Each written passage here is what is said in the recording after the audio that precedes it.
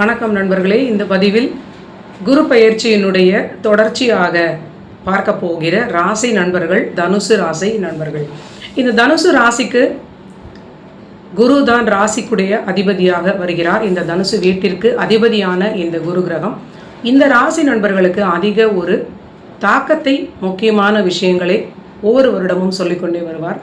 அந்த அடிப்படையில் இந்த ஆண்டு குரு மாறக்கூடிய வீடுகள் இவங்களுக்கு இது என்னென்ன பலன்களை கொடுக்கும், ப்ளஸ் மைனஸ் எல்லாம் பார்க்கலாம். இப்பொழுது நம்ம பலன்களுக்குள்ளே போகலாம்.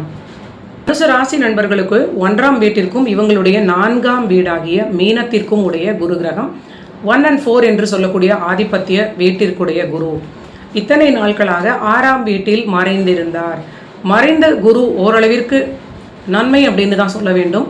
தனித்த குருவாக இருக்கும் ஒரு கிரகம். முக்கியமாக குரு தனியாக அமர்வது ஒரு நல்ல சுப வீடுகளில் அமரும் பொழுது கண்டிப்பாக அந்த வீடு தொடர்பான பிரச்சனைகளை அதிகம் கொடுக்க வாய்ப்பு இருக்கிறது.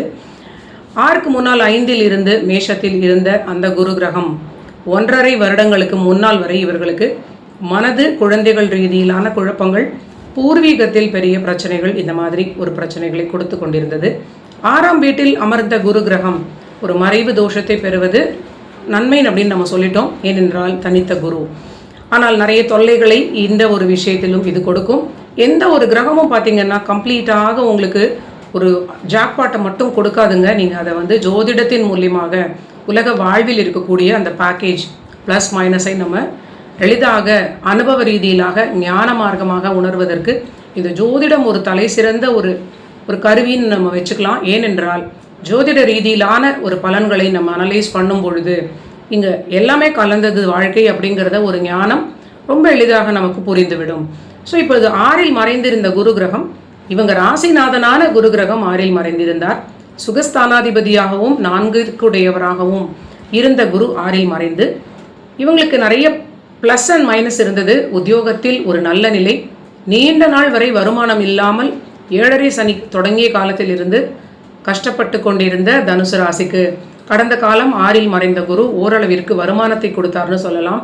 வேலை செய்யக்கூடிய துணிந்த ஒரு விஷயத்தை அவங்க முயற்சி செய்து அதை வருமானமாக அடையக்கூடிய அந்த ஒரு வாய்ப்புகளையும் கொடுத்தார்.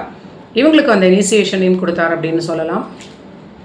இப்பொழுது என்ன நடக்க இருக்கிறது? 6இல் இருந்து 7ஆம் வீடு மிதுன ராசிக்கு மாறக்கூடிய குரு கிரகம் தனுசு ராசியிலிருந்து நேர் 7ஆம் வீடாகிய மிதுன ராசி. ஸோ இதில் ஒரு முக்கியமான இன்னொரு ஹிடன் அஜெண்டா போல ஒரு நிலை. ஒன்றுக்கொன்று இது 2ம் பாதக வீடுகள். இதை பார்க்கலாம் நம்ம பொறுமையாக. நீங்கள் ஸ்கிப் பண்ணாமல் பார்த்தால்தான் இது கண்டினியூவிட்டி உங்களுக்கு புரியும். பலன்களை எளிதாக உணர்ந்து அதன்படி நீங்கள் நல்ல ஒரு கைடன்ஸை பெற முடியும். ராசிநாதனும் 4ற்குடையவருமான குரு கிரகம் 7ஆம் வீட்டில் நேர் 7ஆம் வீட்டில் அமர்ந்து ராசியையே பார்க்க போகிறார். அது ஒரு சராசரி பார்வை. 11ஆம் வீடு என்று சொல்லக்கூடிய துலாம் ராசியை பார்க்கிறார் இந்த குரு கிரகம். அடுத்தது உங்களுடைய 3ஆம் வீடாகிய கும்பராசியை பார்க்கிறார். இது எப்பொழுது நடக்க இருக்கிறது இந்த பயிற்சி அப்படின்னு பார்த்தீங்கன்னா, இந்த 2025 5 மாதங்கள் கடந்த நிலையில் மே மாதம் 14ஆம் தேதி திருக்கணித அடிப்படையில் மிதுன ராசிக்கு குரு கிரகம் மாறுகிறார். ஸோ இப்பொழுது குரு கிரகம் மாறிட்டார். இங்கிருந்து நேர் 7ஆம் வீடாக இருக்கக்கூடிய உங்களுடைய ராசியைவே உங்கள் ராசிநாதனாக இருக்கக்கூடிய இந்த குரு பார்ப்பது ரொம்ப விசேஷம்னு சொல்லலாம். மற்றவர்களுக்கு நேர் 7ஆம் வீட்டில் அமர்ந்த ஒரு குருவாக இருந்து பார்ப்பது வேறு. தனுசு ராசிக்கு இந்த பலன்கள் சற்று ஒரு ஆறுதலான நன்மைகளை கொடுக்கும் அப்படின்னு நம்ம எடுத்துக்கலாம். இதற்கு முன்னர் இது ஒரு எடுத்துக்காட்டு எப்படி சொல்லலாம் அப்படின்னா, இதற்கு முன்னர் ரிஷபத்தில் குரு இருந்தார். வக்ரகதியில் அவர் மேஷத்தோடு தொடர்பாக இருந்தார். ரிஷபத்தில் இருந்த பொழுது நேர் 7ஆம் பார்வையாக விருச்சிகத்தை பார்த்திருப்பார். மேஷத்தில் இருந்த பொழுது நேர் 7ஆம் பார்வையாக துலாத்தை பார்த்திருக்கக்கூடிய நிலை. முக்கியமாக ரிஷபத்திற்கு கூட ஒரு 70% நன்மை கொடுப்பார். ஆனால் துலாம் ராசிக்கு 7ஆம் வீட்டில் அமர்ந்த தனித்த குரு நேர் 7ஆம் பார்வையாக துலாம் ராசியையே பார்ப்பது கண்டிப்பாக சோதனையான காலகட்டம். ஏனென்றால் ஆதிபத்திய ரீதியிலாக அவர் துலாத்திற்கு ஆதிபத்திய பாவி அப்படின்னு சொல்லக்கூடிய நிலையும், குருவினுடைய நேர் 7ஆம் பார்வை ஒரு அவ்வளவு சிறப்பு தன்மை இல்லை அப்படின்னு சொல்லலாம். ஸோ இப்பொழுது உங்களுக்கு ஒரு ராசிநாதனாகவே இருந்து உங்கள் ராசியை அவர் பார்ப்பது ஓரளவிற்கு நல்ல நிலை அப்படின்னே சொல்லலாம். இந்த பாதகத்தன்மைக்கான பெரிய பயம் தேவையில்லை. முக்கியமாக இதற்கு இது எந்த வகையில் வேலை செய்யும் அப்படின்னு நான் யோசித்து பார்க்கும் பொழுது, குருவினுடைய நட்சத்திர சாரம் முதலில் மிருகசீரிடம் செவ்வாயுடைய சாரத்தில் செல்லும் பொழுது உங்களுடைய 5 குடையவரான செவ்வாயாக வருவதனால் 1ஆம் அதிபதி உங்கள் ராசிநாதன் 5 குடையவரான பஞ்சமஸ்தானாதிபதியான 1-5 கனெக்ஷனோடு அந்த வீட்டில் அமர்ந்து பார்ப்பது கண்டிப்பாக உங்களுக்கு பெரிய பிரச்சனைகளை எதுவும் கொடுத்து விடாது அப்படின்னு கூட சொல்லலாம். ஸோ இப்போ நம்ம இதோடைய பின்னால் இருக்கக்கூடிய 2ஆம் பகுதி பலன்கள் நேர் 7ஆம் பார்வைக்கு பிறகு வரலாம். குருவினுடைய மற்ற பார்வைகளை பார்க்கும் பொழுது குரு துலாம் ராசி ஆகிய உங்களுடைய லாபஸ்தானத்தை பார்க்கிறார். நீண்ட நாட்களுக்கு உங்களுக்கு ரொம்ப இழுபறியாக இருந்த நிறைய விஷயங்கள் தனுசு ராசிக்கு ஒரு முடிவுக்கு வரும். உங்களுக்கு வெற்றி கொடுக்கக்கூடிய ஒரு முடிவாக அது இருக்கும்னு சொல்லலாம். நினைத்த காரியத்தை நினைத்தது போல நீங்கள் ஜெயிக்கலாம். முக்கியமாக மறுமணம் தொடர்பான விஷயங்களுக்கு இந்த ராசி நண்பர்களுக்கு யாருக்கெல்லாம் அந்த விஷயத்திற்கு காத்து கொண்டிருந்தார்களோ அதெல்லாம் நடக்கும்னு சொல்லலாம். ஸோ இது ஒரு நல்ல நிலை. பொருளாதாரத்தில் ஏற்றம், வாழ்க்கை துணை ஆல்ரெடி திருமண வாழ்வில் இருக்கிறவங்களுக்கு வாழ்க்கை துணையுடைய பூர்வீகத்திலிருந்து பெரிய லாபம் கிடைக்கலாம். தனுசு ராசி உங்களுடைய மனைவி அல்லது கணவர், ஸோ இது உங்களுக்கு ஒரு பெரிய பொருளாதார உயர்வு, பெரிய லாபஸ்தானத்தினுடைய பலனை உங்களுக்கு கொடுக்கும் அப்படின்னு சொல்லலாம். அடுத்ததாக குரு கிரகம் தன்னுடைய மற்றொரு ஸ்பெஷல் பார்வையினால் கும்பராசியை பார்க்கிறார். இந்த கும்பம் உங்களுக்கு 3ஆம் வீடு. அந்த கும்பத்தில் ராகு கிரகமும் வந்து அமர்ந்து விடுவார். இந்த ராகு கேது பயிற்சி நம்ம எல்லா வீடியோஸ்லையும் தொடர்ந்து சொல்லிக்கொண்டே வருகிறோம்.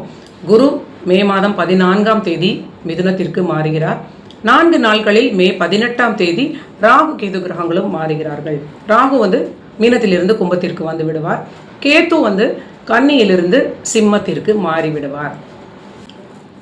ஸோ குரு கிரகம் தன்னுடைய ஸ்பெஷல் பார்வைன்னு சொல்லக்கூடிய 2 பார்வைகளால் துலாத்தை முதலில் பார்க்கிறார். இது உங்களுக்கு லாபஸ்தானம்.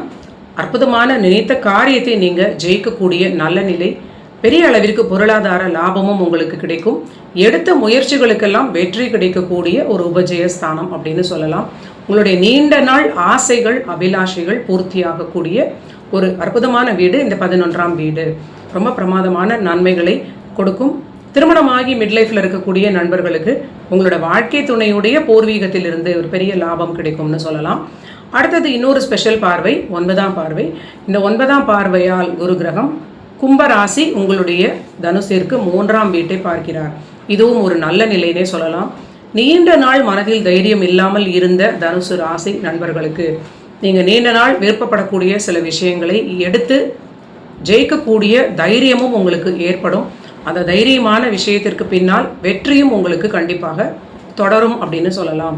ரொம்ப நல்ல நிலை. 3ஆம் வீடு தனஸ்தானத்திற்கு ஒரு பெரிய பக்கபலம். நினைத்த காரியத்தை நீங்கள் நினைப்பது போல முடிப்பதற்கு என்னென்னலாம் உதவிகள் வேணுமோ அந்த உதவிகள் எல்லாம் கேட்ட இடத்திலிருந்து கிடைக்கும்னு சொல்லலாம். 11,000 சொல்லக்கூடியது எல்லாவற்றையும் ஜெயித்து அல்டிமேட்டாக சக்ஸஸ் அப்படின்னு சொல்லக்கூடிய ஒரு விஷயத்தை நிலையை காட்டுகிறது அப்படின்னு சொல்லலாம். 3ஆம் வீடு 5ஆம் வீட்டு தொடர்போடு 7ஆம் வீட்டில் இருப்பதனால் அதிக நண்பர்களுக்கு காதல் ஏற்பட்டு அது திருமணமாக மாறக்கூடிய நிலை. 2ஆம் திருமணம் அப்படின்னால் கூட நீங்கள் மனதிற்கு விரும்பிய ஒரு வரனை இதை காதலாக அவங்கள்ட்ட ப்ரப்போஸ் செய்து திருமணமாக மாற்றிக்கொள்ளலாம். அந்த தைரியம் உங்களுக்கு நீண்ட நாள் உள்ளுக்குள்ளே இல்லாமல் இருந்தால் இப்பொழுது ஏற்படும் அப்படின்னு சொல்லலாம். ஸோ இது பொருளாதாரத்திற்கும் நல்ல நிலை, காரிய வெற்றிக்கும் நல்ல நிலை. 3-11 அற்புதமான நல்ல நிலை.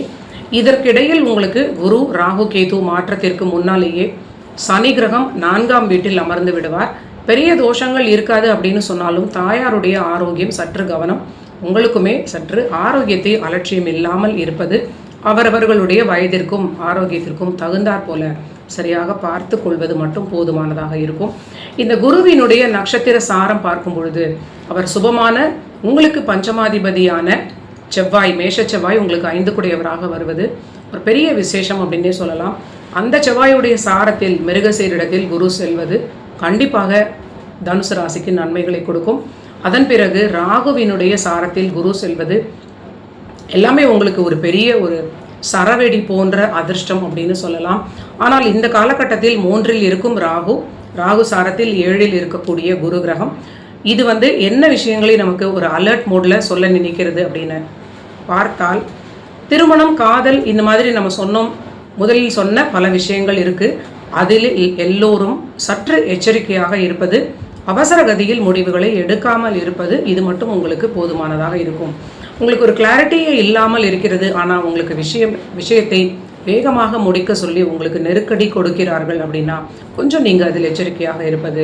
ஒரு வரன் வருது, அந்த வரனை நீங்கள் சரியான முறையில் விசாரித்து அதன் பிறகு முடிவுகளை எடுப்பது நல்ல நிலை. புதிதாக அறிமுகமாகக்கூடிய சில நட்புகளால் குழப்பங்கள் வராமல் நீங்கள் கொஞ்சம் எச்சரிக்கையாக இருப்பது நல்ல நிலை. ராகு சாரத்தில் செல்லக்கூடிய குரு கிரகம் இந்த பார்வைக்குமே பார்த்தீங்கன்னா ரொம்ப அற்புதமான, முதலில் சொன்ன அத்தனை பலன்களும் மெட்டீரியல் சம்பந்தமான ஒரு லாபங்களை, பொருளாதார ஏற்றத்தை கண்டிப்பாக தனுசு ராசிக்கு கொடுக்கும். அதன் பிறகு தனக்குடைய நட்சத்திரம் ஆகிய குரு கிரகத்திற்கு அப்படின்னே சொல்லக்கூடிய நட்சத்திரம் புனர்பூசம் என்று சொல்லக்கூடிய நட்சத்திரம், அது தன் சாரத்தில் குரு செல்லும் பொழுது கண்டிப்பாக ஒரு பெரிய கான்ஃபிடன்ஸ் லெவல், வாழ்க்கை ஒரு பெரிய ஒரு நீண்ட நாள் போராட்டத்திற்கு பிறகு ஒரு கியூ வந்து நீண்ட நாள் நகராமல் இருந்த நிலையிலிருந்து நகர தொடங்கக்கூடிய நிலை. உங்களுடைய லைஃப் பார்ட்னரால் உங்களுக்கு அது ஏற்படும். வாழ்க்கை அடுத்த கட்ட வளர்ச்சியை அடையும். திருமணம் ஆகாமல் இருந்த நண்பர்களுக்கு, நிறைய பேருக்கு திருமண வயதில் இருக்கிறவங்களுக்கு இந்த ஆண்டு தனுசு ராசிக்கு திருமணம் நடக்கும் அப்படின்னு கூட சொல்லலாம். இது ரொம்ப நல்ல ஒரு காலகட்டம். இதை சரியாக நீங்கள் பயன்படுத்தி கொள்ள வேண்டும். திருமணம் இல்லைனா மறுமணம் இதெல்லாமே ரொம்ப ரொம்ப அற்புதமான ஒரு ஆஸ்பீஷியஸான ஒரு பூர்வ புண்ணிய பலத்தோடு உங்களுக்கு இந்த ஆண்டு நடக்க இருக்கிறது அப்படின்னு சொல்லலாம். மேலும் குருவின் பார்வையினால் சில தொல்லைகள் இருக்கும். அதை எப்பொழுதுமே நான் விடாமல் சொல்லிக்கொண்டே வரக்கூடிய நிலையாக இருக்கிறது. இந்த தனுசு ராசிக்கு 12ஆம் வீடுன்னு சொல்லக்கூடிய அந்த தூக்கத்தில் சின்ன குறைபாடு வர வாய்ப்பு இருக்கிறது. முக்கியமாக உங்களுடைய ஆரோக்கியத்தினால் சில மனக்குழப்பங்கள் இருக்கலாம், இல்லைனா தாயாருடைய ஆரோக்கியத்தை நினைத்து சில மனக்குழப்பங்கள் இருக்கலாம். தூக்கத்தில் உங்களுடைய நேச்சர், உங்களுடைய ஒரு ஜாபோட விஷயங்களால் கூட உங்களோட தூக்கம் சரியாக இல்லாமல் இருக்கலாம். இதை ஓரளவிற்கு நீங்கள் ஒரு டிசிப்ளினோட நீங்கள் ஃபாலோ பண்ணுவது, அது ஒரு கண்ட்ரோலில் வைத்துக்கொள்ள முடியும். அடுத்ததாக உங்களுடைய 3ஆம் வீட்டை பார்க்கக்கூடிய குரு சுகஸ்தானத்தை சின்ன ட்ரபிள்ஸ் கொடுக்கலாம். ஸோ இதுதான் தாயாருடைய ஆரோக்கியம், உங்களுடைய ஆரோக்கியம் அதுதான் மறுபடியும் வருகிறது. உங்களுடைய ராசியை பார்க்கக்கூடிய குரு 2nd ஹவுஸ்ன்னு சொல்லக்கூடிய வீட்டை சின்ன தொல்லைப்படுத்துவது, இது யதார்த்தமான நிலை. இதெல்லாம் யாருக்கு அப்ளை ஆகும் அப்படின்னா, திருமணமான புதிதில் இருக்கிறவங்களுக்கு எப்போவுமே அந்த இனிஷியலாக இருக்கக்கூடிய அந்த அட்டாச்மெண்ட் பெரிய பிரச்சனை கொடுக்காது. நார்மலாக இது ஒரு 15 வருடங்கள் தாண்டிய நிலையில் மிட்லைஃப்பில் இருக்கிறவங்க திடீர்னு கணவன் மனைவி பிரச்சனை ஏற்பட வாய்ப்பு இருக்கிறது. ஏன்னா சுகஸ்தானம் ட்ரபிள் ஆக போகிறது, குடும்பஸ்தானமும் ட்ரபிள் ஆக போகிறது, படுக்கை ஸ்தானமும் ட்ரபிள் ஆக போகிறது. அப்படிங்கும் பொழுது இது திருமணமான நிலையில் ஏதோ ஒரு நீண்ட நாள் மனஸ்தாபத்தில் உறுத்தி கொண்டே இருந்தவங்க கோபத்தில் ஏதாவது ஒரு டெசிஷன் எடுத்து டக்குன்னு பிரிய வாய்ப்பு இருக்கிறது. இது மறுபடியும் பார்த்தீங்கன்னா அவரவர்களுடைய தசாபுத்தி எப்படி இருக்கிறதோ அதற்கேற்றாற் போல பலன்களை இந்த காலத்தில் எடுத்து கொடுத்து விட்டு சென்றுவிடும். ஸோ உங்களுடைய தசாபுத்தி மட்டுமே இன்னும் உங்களுக்கு துல்லியமான பலன்களை கொடுக்கும் அப்படிங்கிறத நீங்கள் மறக்கக்கூடாது. ஆனால் கோட்சார நிலை மட்டுமே பார்த்தீங்கன்னா 50% மேலே நிறைய விஷயங்களை ப்ளஸ் இருந்ததுன்னா ப்ளஸ் இல்லை, மைனஸ் இருந்தால் மைனஸை கரெக்டாக செய்து விட்டு போகிறது. அப்படிங்கிறதும் நம்ம மறுக்க முடியாத நிலை. ரொம்ப ஆச்சரியமாக இருக்கிறது. ஏனென்றால் தனுசு ராசிக்கு கடந்த 5 வருடங்களுக்கு முன்னாலேயே குடும்ப வாழ்க்கை இல்லை வருமான வாழ்க்கை, இதுதான் பெரிய ஒரு ரொம்ப ஒரு ஷேக்கினஸோடு இருந்து கொண்டிருந்தது. நிறைய தனுசு ராசி நண்பர்கள் பிரிந்து விட்ட நிலையை எனக்கு வந்த கன்சல்டேஷன்ஸ்லேயே நான் பார்த்தேன். ஸோ அந்த காலகட்டத்தில் விட்டு போன ஒரு ரிலேஷன்ஷிப்பாக இருந்து உள்ளுக்குள்ளேயே நீங்கள் ஒரு புகைச்சலோடு உள்ளுக்குள்ள ஒரு நீர் பூத்த நெருப்பு போல இருந்தவர்கள் இப்பொழுது திடீர்னு உங்களுக்கு தசாபுத்தி சரியில்லைன்னா சில பிரச்சனைகள் வர வாய்ப்பு இருக்கிறது.